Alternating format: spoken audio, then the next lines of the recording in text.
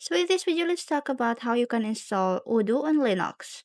So installing Odoo on Linux is a common way to run it in production or for development. So here's a step-by-step process on how you can install the latest version of the Odoo, which is 17 on Linux. So first thing that you need to do is update your system and then install the required packages.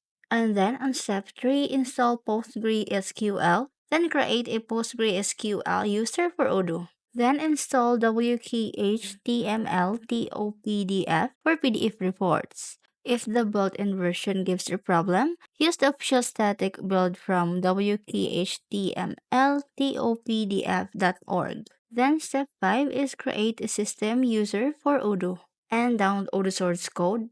And then on step 7, set up a Python environment. You can deactivate the environment with deactivate. And step 8, create a configuration file. And then on step 9, create a system service. Although it's optional, but it is still recommended.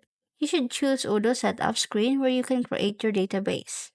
And lastly is access Odoo. Open your browser and go to this website. You should see the Odoo setup screen where you can create your database.